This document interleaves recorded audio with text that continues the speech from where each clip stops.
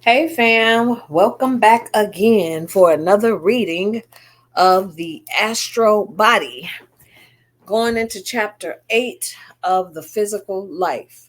I ain't got all that fancy smashy um intro video and music and all of that. Listen, I just try to get to the business and I like it when other folk do that too.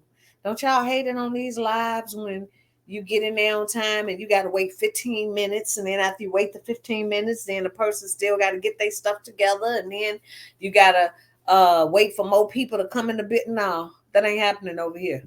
We're not doing that over here. I'm getting straight to the point. Okay. So if y'all not here, it's not a live recording. It's just simple, pre-recorded reading. It's knowledge. I go by the death doula. And I know that sounds kind of death doula. Well, there really is no death. Y'all know that. It's only life after life after life. But the thing is you want to stop coming here. You want to stop having to work and punch a clock and all this kind of stuff. You want to really live. You want to create your reality just by thinking about it. And this is the training ground. Okay, so we're gonna start chapter 8 of the physical life, and this is your girl, Unique Air. I'm the elder to some, and I'm your girl to the elders. All right, so I haven't gotten it down pat to have my lines, but I don't care. This is reality. This is not scripted. This is not fake. This is reality. It's what it is. So let's get with it. All right. Reading out again the astral body, physical life, chapter 8. This is deep too, y'all. All right. In chapter 2, we considered in general outline the composition and structure of the astral body. We shall now proceed to study it in greater detail as it exists and is used during the ordinary waking consciousness of the physical body. The factors which determine the nature and quality of the astral body during physical life may be roughly grouped as follows: 1. The physical life; 2. The emotional life; 3. The mental life. 1. The physical life. We've already seen that every particle of the physical body has its corresponding astral counterpart. Consequently, as the solids, liquids, gases, and ethers of which the physical is composed may be coarse or refined, gross or delicate, so will be the nature of the corresponding astral envelope. A physical body nourished on impure food will produce a correspondingly impure astral body, whilst a whilst a physical body fed on clean food and drink will help to purify the astral body. The astral body being the vehicle of emotion, passion, and sensation, it follows that an astral body of the grosser type will be chiefly amenable to the grosser varieties of passions and emotions. You get that? So, a astral body of the grosser type is the astral body that's doing all kind of drugs, engaging in all kinds of lower forms of sexual activity, pedophilia, stuff like that. All right. So that one would be amenable to the grosser varieties of passion and emotion because it's not being fed. Your body you ain't eating right. You're drinking all kinds of crap. You're not getting enough sleep. So then you're gonna have grosser passions. Says whereas a finer astral body will more readily vibrate to more refined emotions and aspirations. So a body that's being fed good, that person getting up, they exercising, they meditating, they doing all of this, that person's astral body will be more amenable to finer aspirations, wanting to always better itself, right?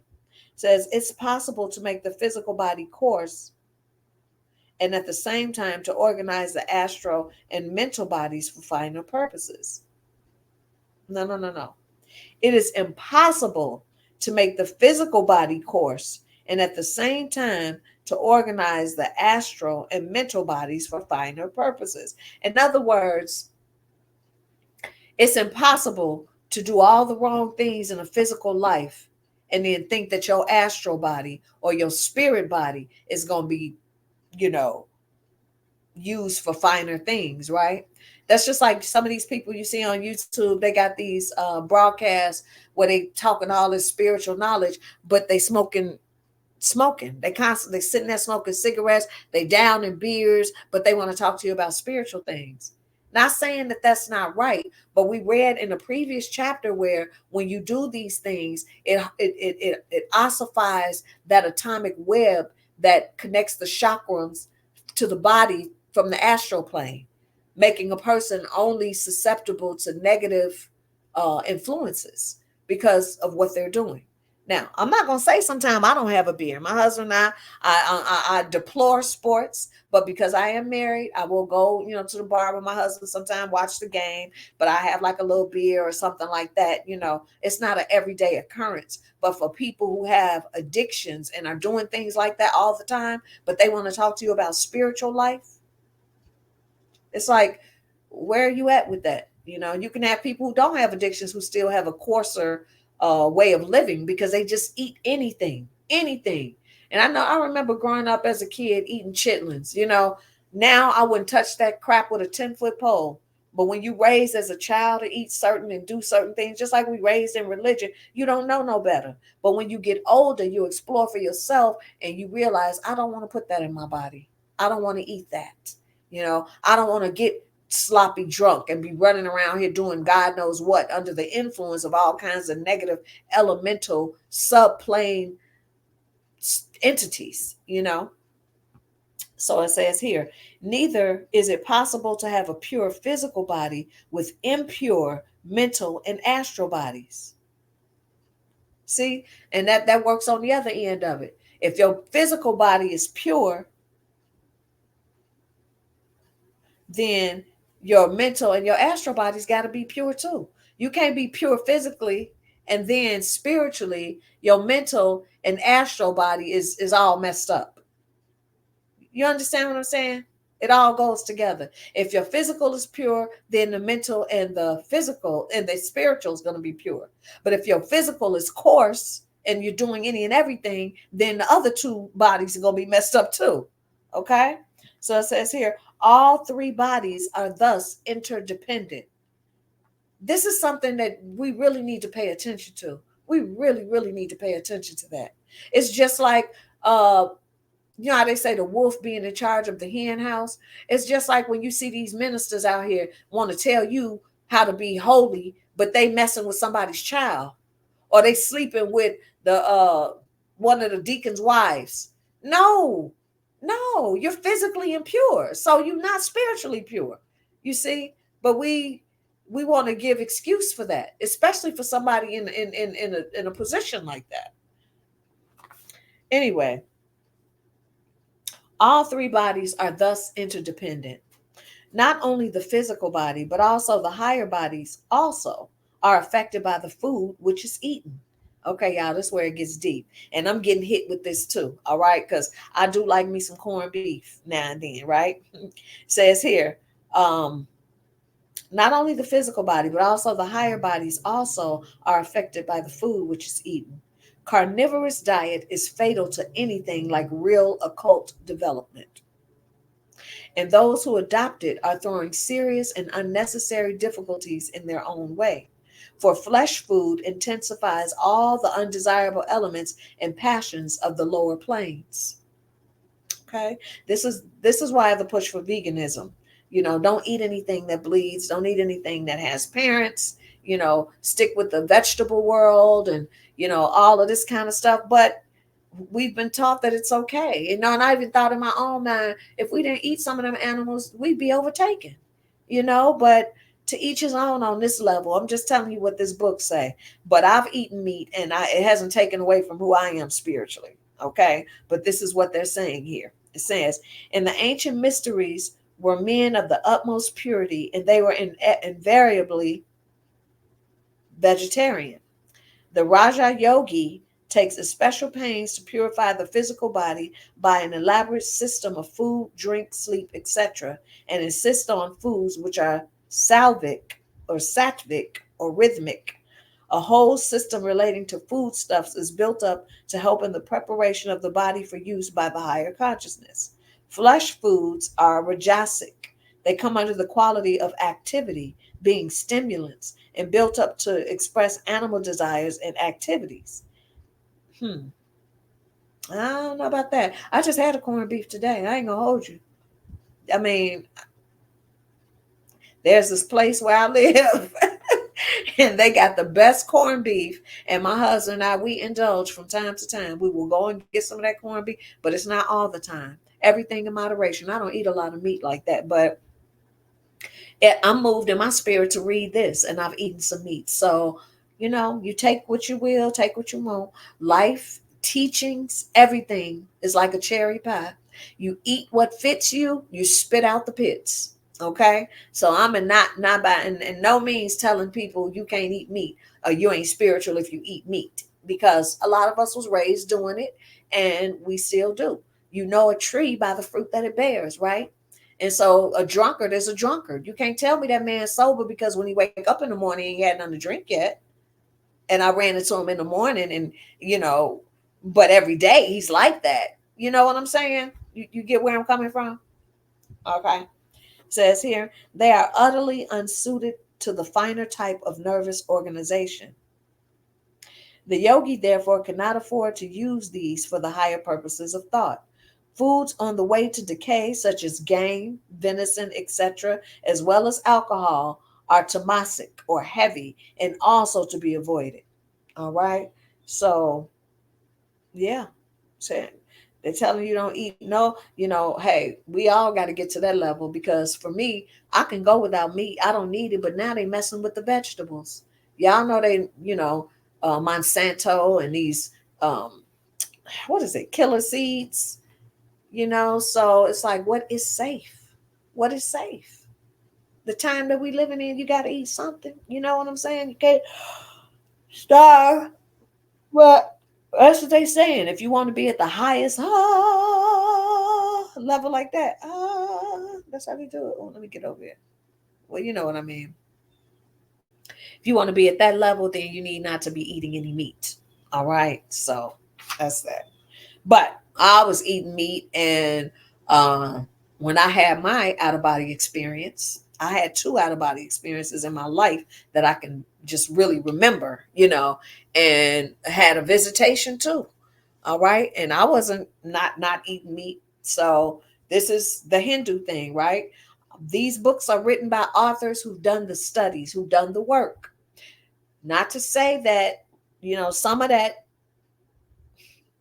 you know, when you get to that level, you get to that level. Meanwhile, if you watching this, I know you on a spiritual journey. So take it one step at a time. It's nothing evil about it, about eating no meat. Ain't nothing evil about it. Just saying that you're not gonna get to the higher levels, which again, I have an issue with that. And I just have to say that I have an issue with that, because food is food. It's not what goes into a man that defiles a man, but what comes out of him. Y'all remember somebody saying that in the Holy Bible? It's not what goes in you that defiles you, it's what comes out your mouth. So you can take with that what you will. It says here, foods which tend to growth, such as grain and fruits, are sattvic or rhythmic, being the most highly vitalized and suitable for building up a body sensitive and at the same time strong. Now I remember they had this thing going on about wheat. Somehow wheat ain't healthy, and all this kind of stuff, and all these grains, they turn into sugars in your stomach, and unless it's an ancient grain like quinoa, kamut, there's another one, spelt, all them other kind of grains, like, oh yeah, well, those are ancient grains. They have as much protein as meat. But things like, I heard wheat, gluten, all this kind, it's so many things out here. What you have to do ultimately is find out what works for you, what's good for you. If your body doesn't have an adverse effect to it, then it's okay for you. All right, that's where I'm going to go with that. Certain other substances also affect the physical and astral bodies detrimentally. Thus, tobacco permeates the physical body with impure particles. Now, that I do believe, causing emanations so material that they are frequently perceptible to the sense of smell. Hmm. Astrally, tobacco not only introduces impurity, but tends also to deaden the sensibility of the body. Hmm. Soothing the nerves, as it is called. While this may be, in conditions of modern life, be sometimes less harmful than leaving the nerves unsoothed, It is certainly undesirable for an occultist who needs the capacity of answering instantly to all possible vibrations, combined, of course, with perfect control. In other words, you might say, I'll smoke cigarettes because it soothes my nerve. Yeah, but it's messing up your astral body. It hardens your astral body. And I do believe that. That I do know. Now, this is a unnatural substance. We're not talking about natural tobacco. We're talking about cigarettes. You know, in cigarettes, they have all kinds of chemicals. They put all kinds of stuff in there, even chocolate, all kinds of stuff that mess you up, right? So smoking is something you definitely want to do. Don't want to do. Similarly, there is no doubt whatever that from the point of view of astral and mental bodies, the use of alcohol is always an evil. Al ghul. That's what alcohol is. Al ghul. A ghoul. You know, I had and this to my babies out there. I was married to an alcoholic before. And when I tell you that demon and that man, when he would drink, that man would drink a whole pint of 1800 and six natural ice beers like every day. Big guy, 6'3", 6'4", 200 something pounds, muscular, was in the military. And you know, they always say how men can handle their alcohol. Well, nah, you might be able to handle the alcohol, but you can't handle the spirits that come with it. And I got stories I could tell on end from that 5-year marriage. Okay. He was a beautiful man, very beautiful, but he was so messed up. So messed up. And when he would drink, he would become somebody else. Literally, somebody else. Yeah. So says here, bodies fed on flesh and alcohol are liable to be thrown out of health by opening up of the higher consciousness. Mm. And nervous diseases are partly due to the fact that the human consciousness is trying to express itself through bodies clogged with flesh products and poisoned with alcohol. Wow. So somebody who's trying to open up their higher consciousness, but they have a diet of heavy meat and alcohol may come down with some kind of nervous disease because the body trying to express itself, the spiritual body trying to express itself has to get through all that clogged up. You know what I'm saying? This is too why it's very important to do detoxes, to do cleanses. When you do eat meat, clean yourself out. You know, drink a sip of dieter's tea. You know, let me go get that dieter's tea that I got so I can show y'all what I'm talking about because it will clean you out. Let me go get it.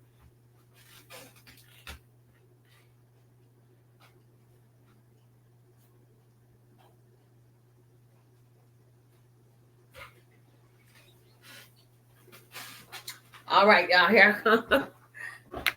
So when you do get into eating meat and stuff like that, ooh, what's that noise in the kitchen? Drink something like this. See this? China's green dieter brand dieter's tea. You can get it right off of Amazon. And I guarantee you, you drink some of that, I would say at least give it drink you and always drink it on an empty stomach before you go to bed.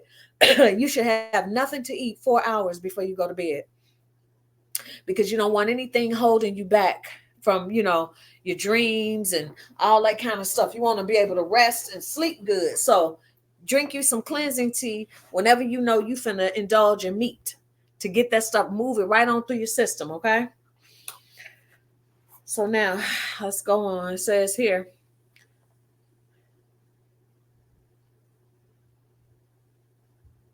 bodies fed on flesh and alcohol are liable to be thrown out of health by opening up of the higher consciousness. And nervous diseases are partly due to the fact that the human consciousness is trying to express itself through bodies clogged with flesh products and poisoned with alcohol. In particular, the pituitary body is very readily poisoned by even a very small amount of alcohol, and its highest evolution is thereby checked. So,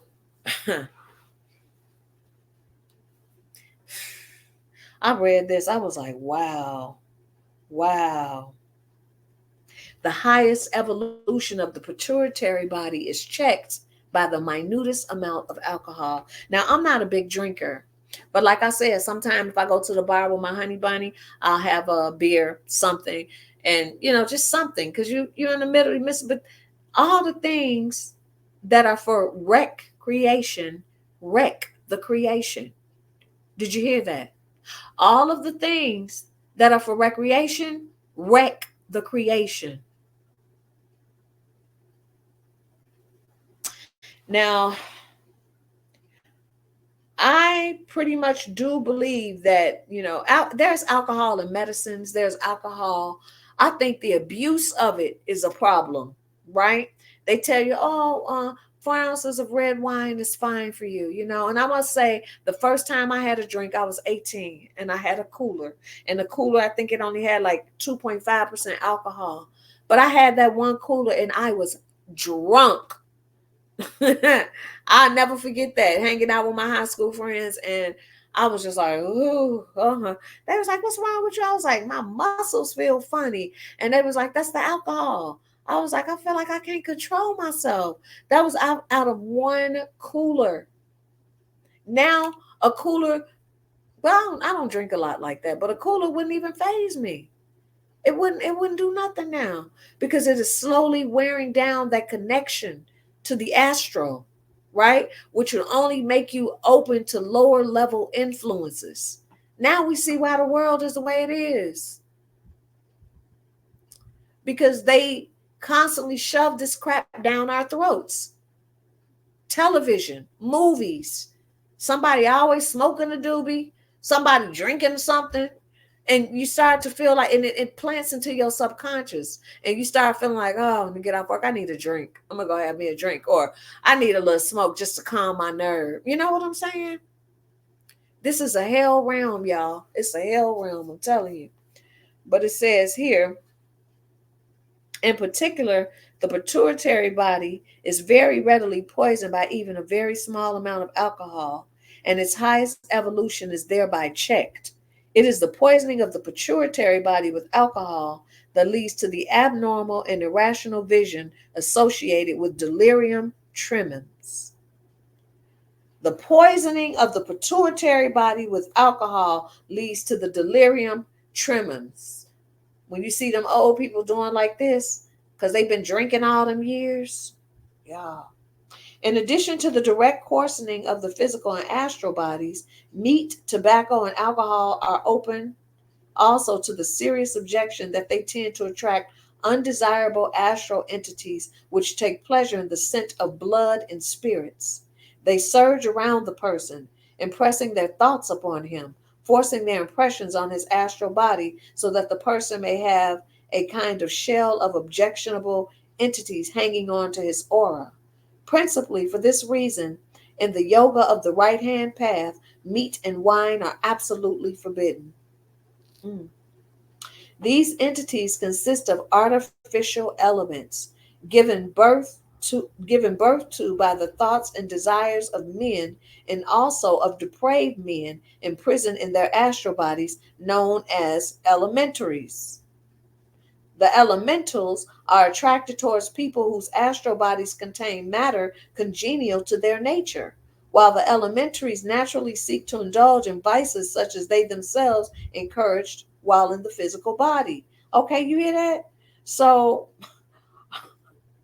artificial elementals are people who've passed around, who've crossed over to the astral realm, aka death, died, right? And they have these vices. They like to drink, they like to get high, they love to eat meat. So what they do is they see, because they can see in the astral, they can't see in the physical, right? They don't see your bodies, they see your, remember we did the chapter on colors? They see the colors, and they can see who's a meat eater, they can see who likes to indulge in all kinds of things, drugs, alcohol, and they attach themselves. They hang around that person, they hang around their aura, so they can feel and partake in what that person is doing. And they also put it into you to do more and more and more. They suggest thoughts. Have you ever seen a thought? No. But you think one, right? So there's something that's giving you that thought. And it's usually those elemental beings, those artificial beings, They call them artificial because see what it is these particular beings get stuck on the coarser realm, which is on the seventh level of the astral plane, which is right here with me, right here with us on this plane, right? These are the things, the what you call ghosts that hunt places. These are the things that they just lost souls, like someone would be who doesn't understand this knowledge that I'm talking about with you. They don't understand that. These are people that probably died in religion and they got over there and realized, damn, how am I still walking around here? Where's Jesus? Or why I ain't burning in hell? They don't understand it. And so they're like, damn, I need a drink. Any other time, if I had a body, I could go get a drink. Oh, you know what? Oh, I see that person's astral. Oh, okay. Yeah, man. So that means that they a drinker. Oh, good. Let me go attach to them. Let me go follow them. And when they ready to leave the bar and they done had the regular drink that they always have, it hits them. Let me get another one. Yeah, yeah, man. Let me get another drink. Then they get another drink, and that spirit say, "Get you another one." And that spirit is sitting back like. That elemental is feeling it like, yes, I don't have a body. Just watching him indulge or watching her indulge is giving me power. You see, instead of turning away from that and going to the higher planes, they stay down here and obsess people. That's what happens. Okay. Says here, nearly all drugs such as opium, cocaine, the caffeine and tea, caffeine and coffee, etc., produce a deleterious effect upon the higher vehicles. So, see, so not just drugs, opium, cocaine, caffeine. Why do y'all think society pushes this so much? Get your cup of Joe, get your Dunkin' Donuts, Starbucks, the donut shop. All these coffee shops just sprung up. Like, okay, for the people that don't drink and smoke, let's get them on coffee. Let's get them indulged. Like my mother loves Dunkin' Donuts coffee. She drinks 4-5 cups a day. We read in the previous chapter how when you do this over long periods of time with the caffeine and the tea that I'm talking about, caffeinated caffeines and tea, when you do this over a long period of time, that thin atomic sheath that connects the chakrams to the astral body, it's an atomic web. It gets hard over time. It becomes ossified like a bone where it's supposed to be wavy like that. So you can receive higher impressions from the spirit realm through your chakrams into your physical body, right? To raise up and ascend. But instead, when you're abusing drugs, alcohol, coffee, and tea, that wavy atomic web that connects the astral body through the chakrams to the physical body becomes stiff. It becomes stiff. So no longer can you receive higher impressions. You can only get the lower ones. Thereby, you become obsessed or possessed. Have you seen somebody change over time? They may have been a very spiritual person, then they took on the habit of drinking, or they started smoking, or they drink tons of coffee and tea every day. And you're just like, this person is not the same. They don't act the same. That's because their astral body, they're not getting the higher impressions. You may even be trying to talk to them about spiritual things. Maybe at one time you could talk to them about that. But now you find as of late, they don't want to hear it. They're like, no, I don't believe in that. No. You know what I'm saying? Occasionally, they are, of course, almost a necessity in certain diseases, but an occultist should use them as sparingly as possible. Talking about the opioids and stuff, they might be a necessity because of certain diseases, but you want to be sparingly, use that sparingly. Says one who knows how to do it can remove the evil effect of opium, which may have been used to relieve great pain from the astral and mental bodies after it has done its work on the physical. You got to get that. You got to get some healing work after taking them drugs. It does something to your spirit. If you don't believe me, go to YouTube and type in opioid addiction and hear the stories of people who've been destroyed by this drug that was supposed to help them.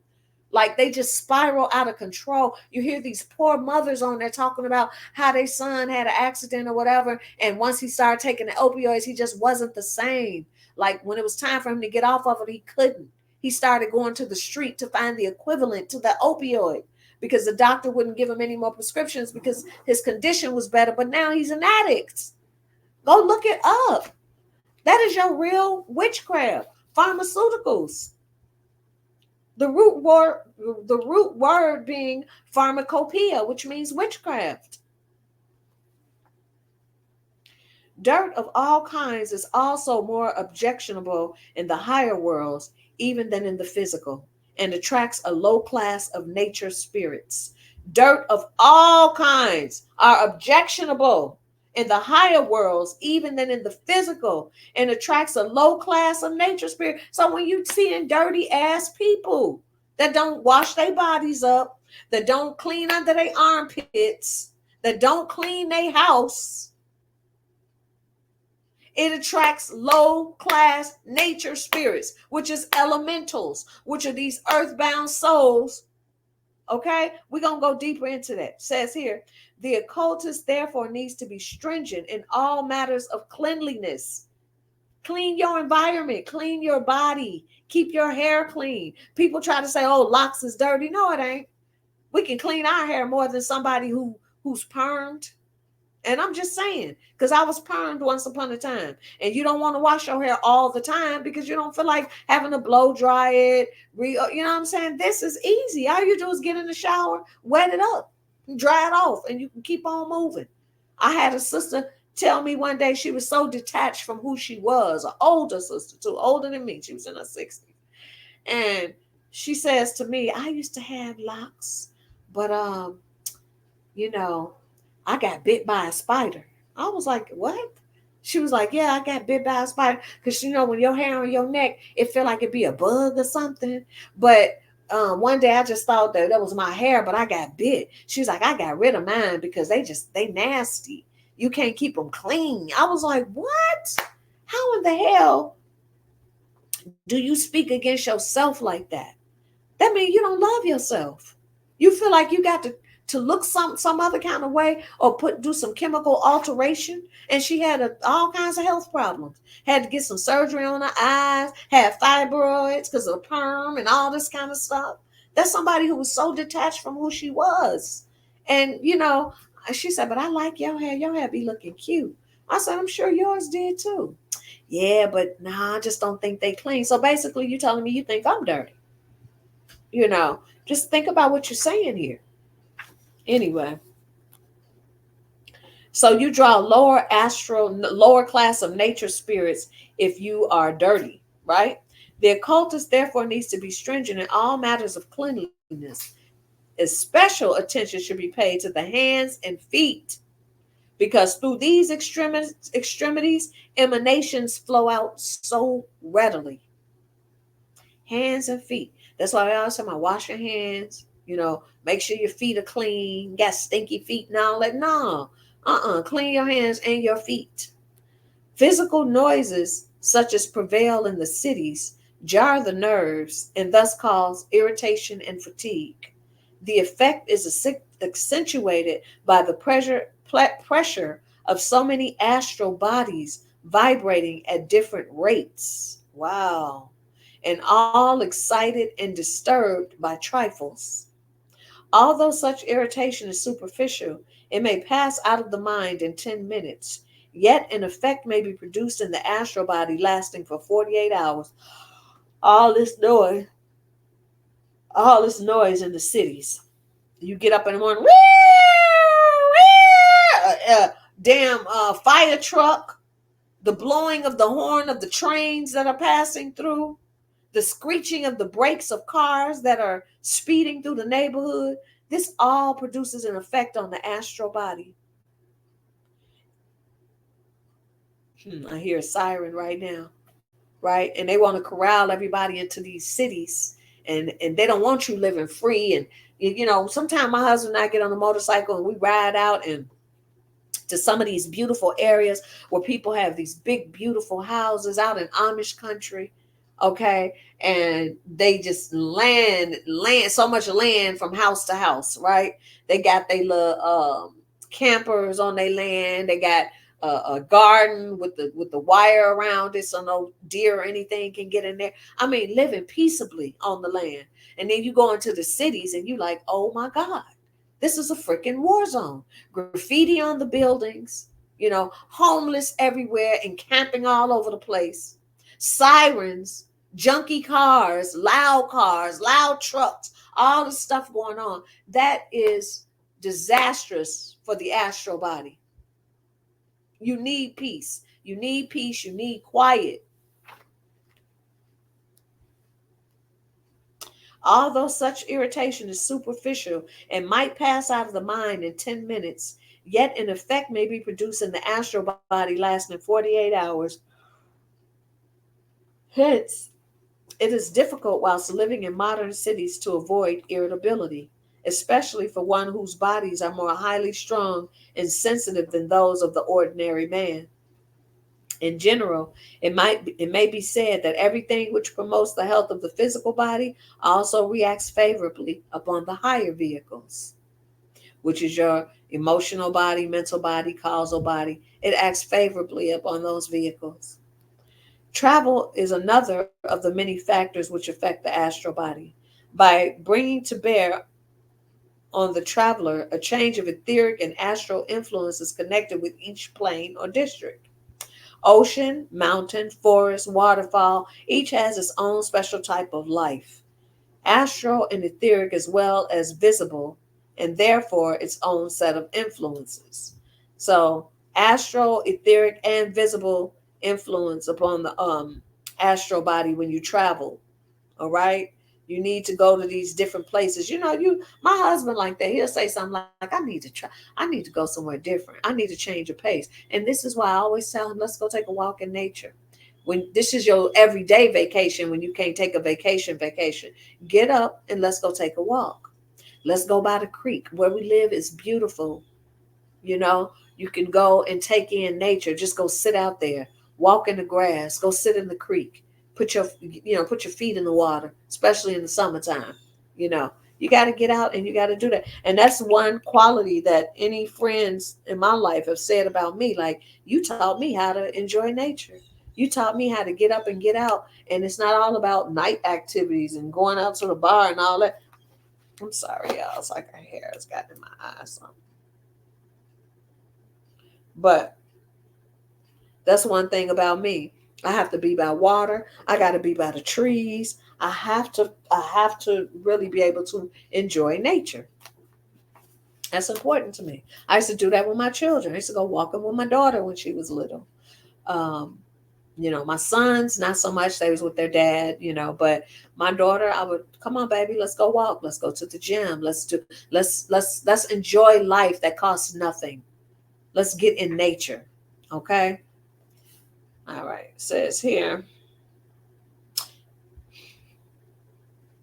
many of these unseen entities are pouring out vitality, and in any case, their effect on etheric, astral, and mental bodies is likely to be healthy and desirable in the long run, though a change may be somewhat tiring at the time. Hence, an occasional change from town to country is beneficial on the ground of emotional as well as physical health. And you see that often in movies that you may watch where the boss will tell the person if they're going through something, hey, get some time away. Why don't you take a trip? Go up to the mountains or, go out into the woods. Just get away for a while. We just want you to take some time off. You see stuff like that. It says here, the astral body may also be affected by subjects or by such objects as talismans. The methods of making them have already been described in the etheric double. We shall here deal only with the general effects. When an object is strongly charged with magnetism for a particular purpose by a competent person, it becomes a talisman, and when properly made, continues to radiate this magnetism with unimpaired strength for many years. Talismans. I got some. It may be used for many purposes. Thus, for example, a talisman may be charged with thoughts of purity, which will express themselves as definite rates of vibration in astral and mental matter. These vibratory rates, being directly contrary to thoughts of impurity, will tend to neutralize or overpower any pure thoughts which may arise. In many cases, the impure thought that is a causal one, that has been picked up and is not therefore a thing of great power in itself, the talisman, on the other hand, has been intentionally and strongly charged, so that when the two streams of thought meet, that there is not the slightest doubt that the thoughts connected with the talisman will vanquish the others. And see, y'all, this is definitely a spiritual thing. It's not something that you would really be able to feel. You would just be able to tell the difference. In addition, the initial conflict between the opposing sets of thoughts will attract the man's attention and thus give him time to recollect himself, so that he will not be taken off his guard, as so frequently happens. Another example will be that of a talisman charged with faith and courage. This will operate in two ways. First, the vibrations radiating from a talisman would oppose feelings of fear as soon as they arose, and thus prevent them from accumulating and strengthening one another, as they often do, until they become irresistible. The effect has been compared to that of gyroscope, which, once set in motion in one direction, strongly resists being turned into another direction. I've never seen a gyroscope, but that's what they say. Secondly, the talisman works indirectly upon the mind of the wearer. As soon as he feels the beginnings of fear, he will probably recollect the talisman and call up the reserved strength of his own will to resist the undesirable feeling. A third possibility of a talisman is that of its being linked with the person who made it. In the event of the wearer being in desperate circumstances, he may call upon the maker and evoke a response from him. The maker may or may not be physically conscious of the appeal, but in any case, his ego will be conscious and will respond by reinforcing the vibrations of the talisman.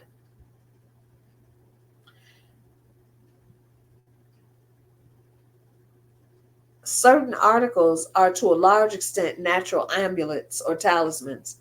All precious stones are such, each having your crystals, each having a distinct influence which can be utilized in two ways.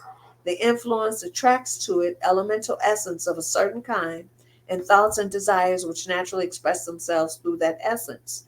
These natural peculiarities make it a fit vehicle for magnetism, which is intended to work along the same line as those thoughts and emotions.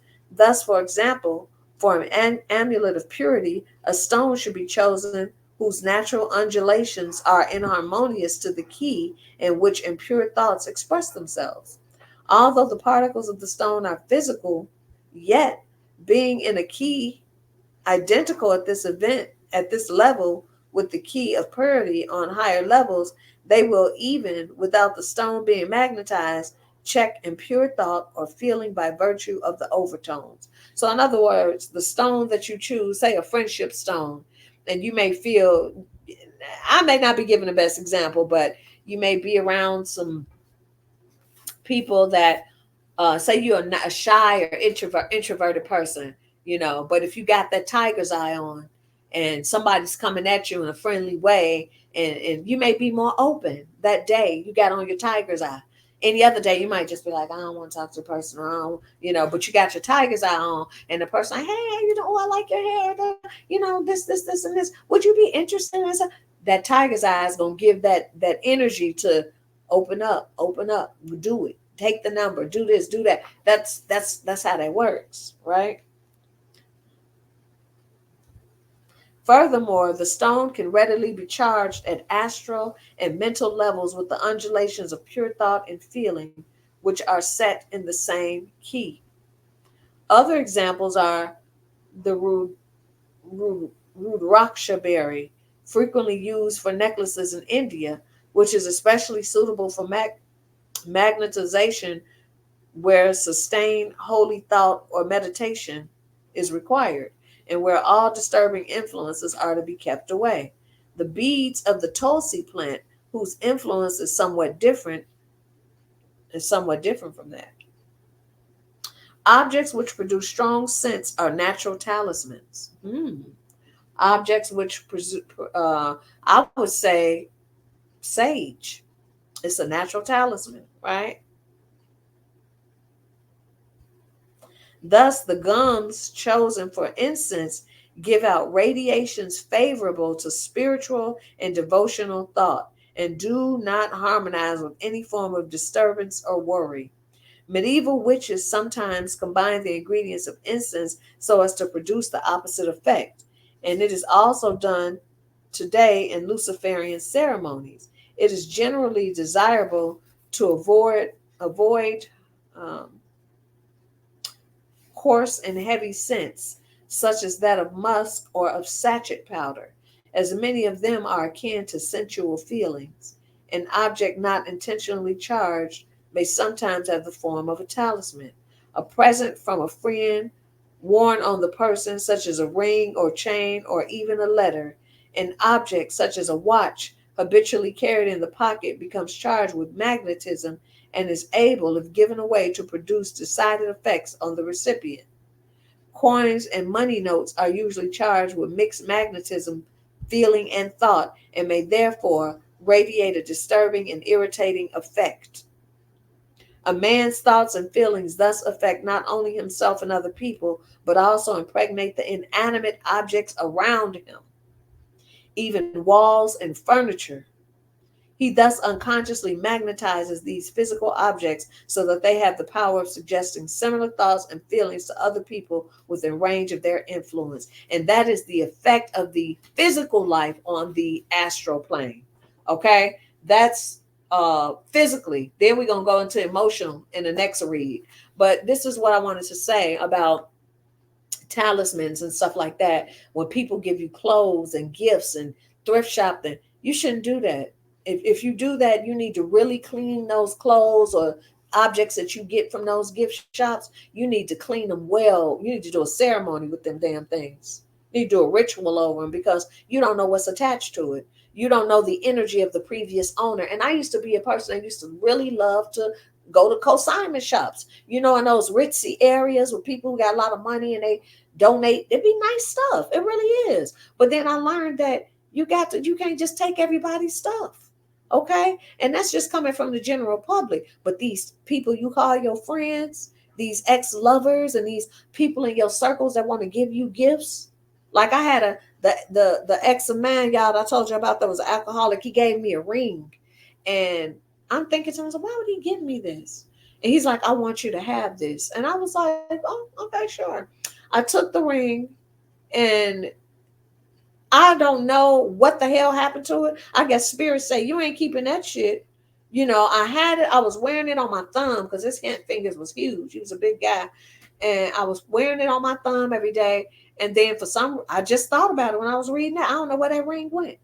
It's gone, right? So we got to be careful with the things that people give us. It's charged with their thoughts. It's charged with their energy. It's charged with their energy. So yeah, that's something that we need to be mindful of. If it's somebody who that don't treat you right, or you've had issues with, and then all of a sudden they want to give you a gift. I don't care if it's your mama, your sister, your brother, and now they want to give you something. Don't take it. Don't, because it's charged. Only receive gifts from those who you trust, who love you, who don't mean you no harm. If they mean you harm, don't take it. Just don't take it. So we went over the physical life astral body. Remember, the factors which determine the nature and quality of the astral body during physical life may be roughly grouped as follows. 1, the physical life. 2, the emotional life. 3, the mental life. So we did the physical life, understanding that how you eat, how you take care of yourself, being clean. Cleanliness is next to godliness. Okay. We went through getting out in nature, having a change of environment when you're stuck in the city, how it can be damaging to your astral body. Okay. We went over talismans and crystals. A lot of people wear crystal bracelets. I got a lot of them. And I noticed I was wearing them every day when I would go to work because it was a lot of negative energies at my job. And those crystals was getting me through. The days I didn't have it on, I would just be like, oh my God, So yeah, whether it's a crystal around your neck, whether it's some gold or whatever, pray over your stuff, charge it with positive energy, and charging is only touching it and saying what you need to say over it. That's it. It's that simple. All right. And then wear it for whatever the occasion you need to wear it for. So we understand that. Um, all right. So the next thing we're going to go into my next read, I'm going to do physical life, emotional body. All right. Because I've had enough reading for now. It's about time for a nap and I got to make some runs. But I thank y'all for joining me again for another reading. And remember, when you start eating too much meats or eating all the wrong foods with fillers, take some of this dieters tea. I ain't getting paid to advertise. I'm just telling you, this stuff works. It works like crazy. And what you want to do is drink it on an empty stomach before you go to bed. If you don't have to be at work early the next morning, cool. But if you got to be at work 6 or 5, I don't know. I would recommend only doing it on the days that you don't have to go to work the next day. Because when you get up in the morning, and it may even wake you up, you're going to start feeling them things, feeling it in your stomach, and you're going to have to get up and eliminate. So when you do drink the meat, because it's saying in the book that on the physical level, if you're eating a lot of meats, drinking alcohol, please cut down the alcohol. Don't do the drugs. Now, one thing I did notice that this book didn't mention was Mary Jane. Okay, so if you're smoking that, just make sure it is of the purest quality. Make sure you trust where you're getting it from. It ain't got no additives in it. But above all things, do not smoke cigarettes. Do not drink alcohol.